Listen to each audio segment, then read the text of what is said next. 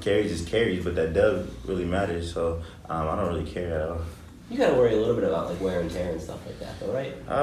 No, I trusted my medical staff, my team behind me to get this extra stretching in.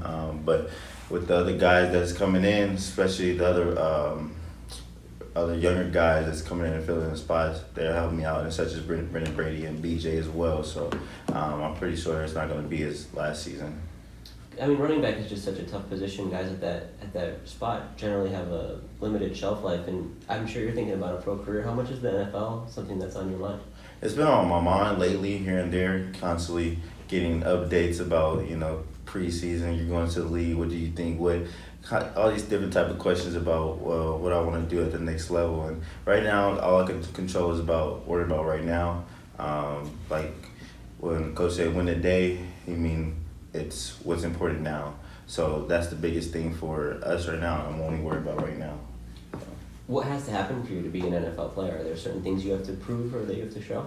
All I can do is do what I've been doing that got me here. God takes the wheel after that. Stick to the stuff that I've been doing. Overall, just perfect my craft as much as I can. As far as pass protection, running the ball, more efficient, getting more yards, acceleration. I already got up to 22 miles per hour in the tight end data, so that's a significant progress there.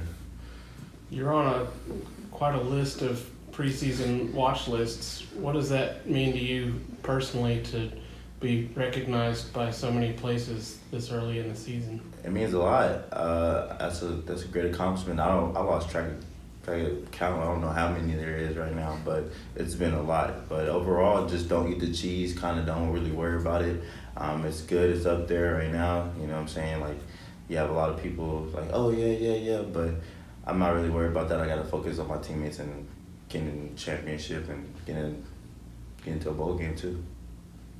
Since you want to talk about some of the NIL stuff, what was your reaction when the calendar flipped to July 1st and those opportunities became available? How did that process play out for you? It started going crazy. It was just like the Wild Wild West. But once that happened, I knew it was time to kind of get our brand out there. With the help that they have in play up here at UTSA, as far as the compliance team that we have, to write down non-disclosure, basically just to keep up the information, the data that the endorsements we have. So, it's been great since it started, and it has not stopped since it started. So, but at the same time, I can't really let that interfere with what I have got going on the field right here at UTSA. It sounds like the Run 3MC shirts were something that you kind of made happen. You reached out and got that going a little bit. Yeah, I reached out. They had it last year before the NIL rule came into place. I had to reach out to them again. So because a lot of people like the idea of Run 3MC, had a lot of sales. A lot of people have been buying them lately. But I'm continue to keep pushing that and having more people buy them from all around the world. How does that deal or arrangement come together? You got to do some negotiation, or how does that play out? Yes, it's a negotiation. It's a contract that you have to sign and follow. It's an agreement, it's a term. It's a year deal. They get terminated if I don't accommodate their standards that they need.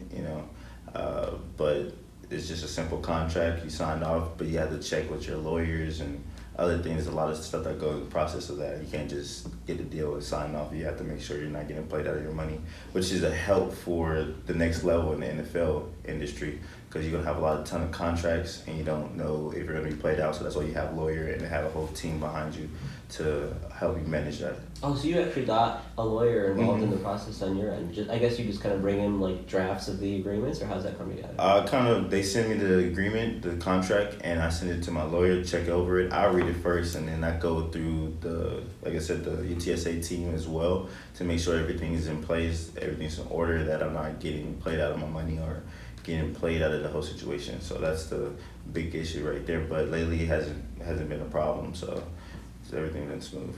How many different agreements have you been involved in? I saw with the Fritz Kennel, I saw the 7-7 Dental, I think. What ones am I forgetting here? It's only 3 so far. I still have a lot of of them in play, but since it's camp, I can't really make that negotiation right now. Make the agreements. All I can do is just let it sit there for right now until I have time.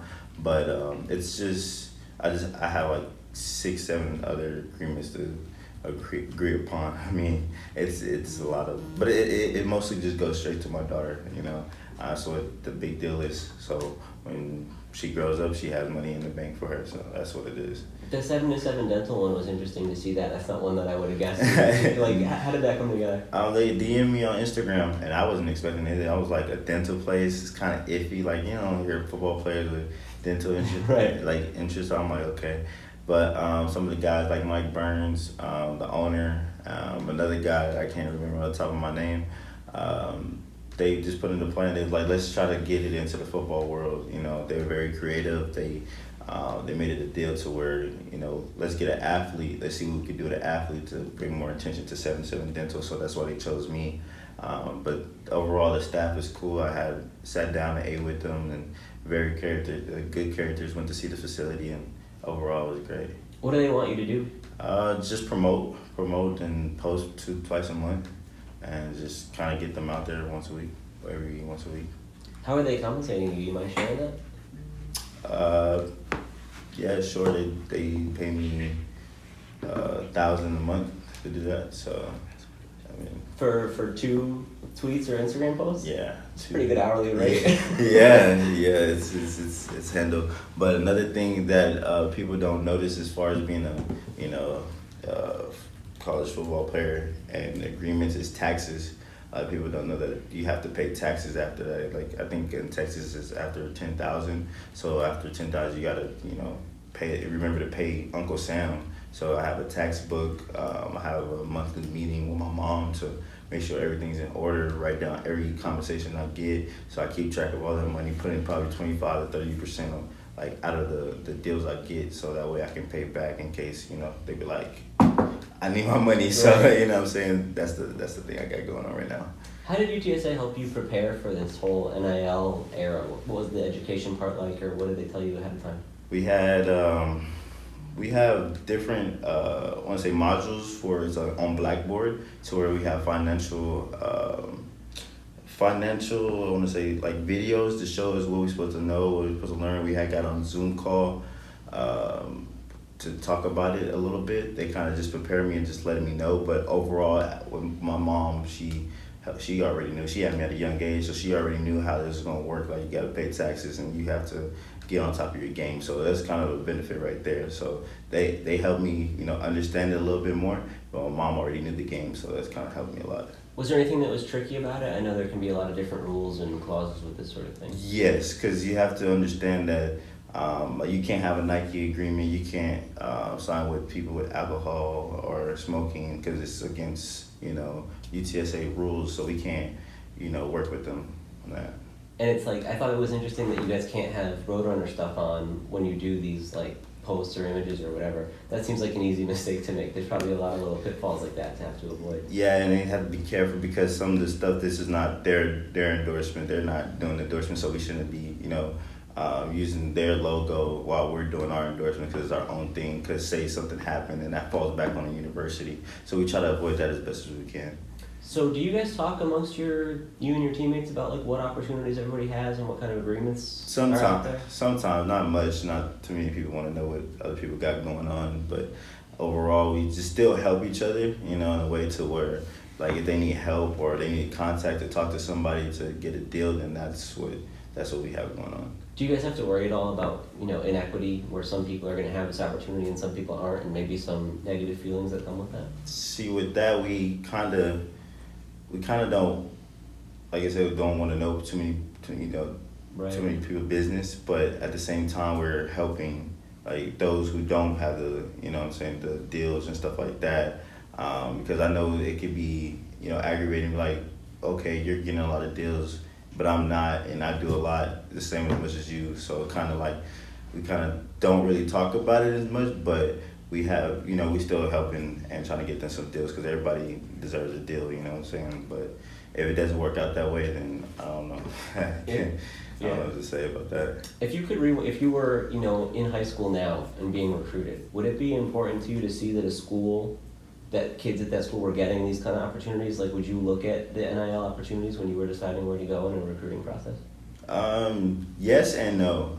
Reason being because I'm not there just to get endorsements. I'm there to play football and go to the next level. But at the same time, it would be a great way for to benefit me and myself and my family. So yeah. I have a question.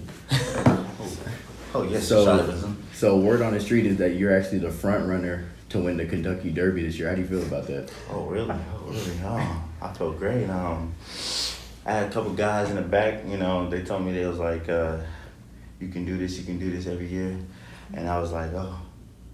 And when you finally just say it, I'm like, I'm excited. I'm ready. So overall, I'm excited.